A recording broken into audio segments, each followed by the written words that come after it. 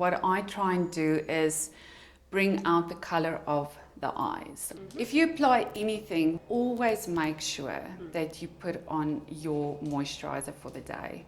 So we're just going to apply this all over the skin, and you can already see it's basically evening out his skin, but without looking caked on. Because this is a SPF, it's very nice to take it to the neck area as well, because you get that protection during the day in your neck. We're just putting a very, very, very nice fine layer over her skin. Now, every girl should have an under eye concealer. So this is just going to help open up the eye area. Normally, if you do an under eye concealer, it should be one shade lighter than your foundation color. And then I'm going to take Sineki's normal under eye color that she would normally use.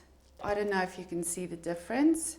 It's huge. It basically lifts and opens up the eye. Cream eyeshadow foundations is the best thing ever. It just really allows for any product that you put on top of it to last longer and to just really go on evenly. This is your base, so you don't really need to do any powder or a base powder over the top. You can now just go and apply the color that you want. This compact here has got a lot of pink or red undertones. Okay, so a reddish undertone with a blue or a green eye is just insanely beautiful. Brown eyes, you can use this as well. It will bring out the hazel of your eyes. So you use this just basically on the lid, but you don't go all the way to the lid line or the lash line. And then all the way up to the contour area.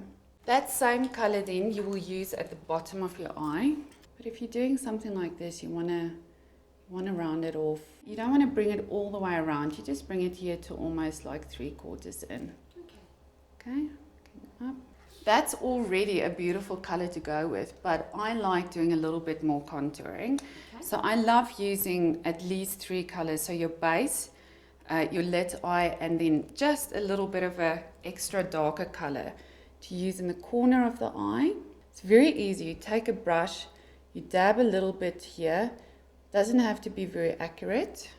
And what makes this nice as well is if you want to go into the evening, you can bring this in more, and that then creates like a nice smoky look. So your bronzer is something that I always start basically here where the ear line starts at the top and the hairline, making sure that you never go in this area here, because this is a highlighted area. You want to keep that clear. It must never be darker than the area that is down here or the same color. I always go in the temples here as well. The reason why you put blusher here is because you're going to go everywhere where the sun would normally touch your skin. And obviously what you do here, you must do here. Putting bronzer in your neck is very important, because what it also creates is almost like a defined line here. You want to make sure that when you choose a bronzer, obviously Sanae's got porcelain skin. So she wants to go with a bronzer that's very, very light. So we're going to apply this basically on the apple of the cheek. Once again, you'll see I only use a little bit of product, and I normally make sure I get rid of most of the product before I put it on. The minute you smile, you get that defined line there, and you don't ever want to go past that line. If you don't smile, it's easy to go beyond that line, and that's when you get that really overdone look. Powder you want to do kind of like almost at the end, because you want everything to have a little bit of time to set. One of my most important things, you're not allowed to go out of the house unless you've done this, is to do your eyebrows.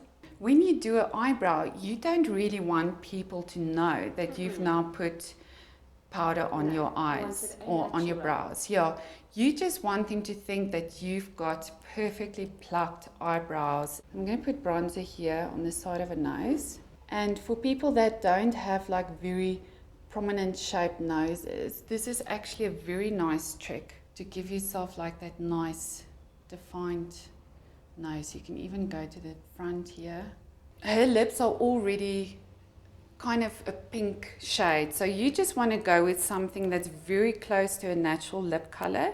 And then we're going to do mascara on her bottom lashes. Obviously much easier if you do it yourself. And no girl should ever do makeup without having cotton buds available, because if you make any mistakes you can just use that. And there you go. So Nike's kind of ready to hit the town, and she looks all fresh and beautiful and glowing.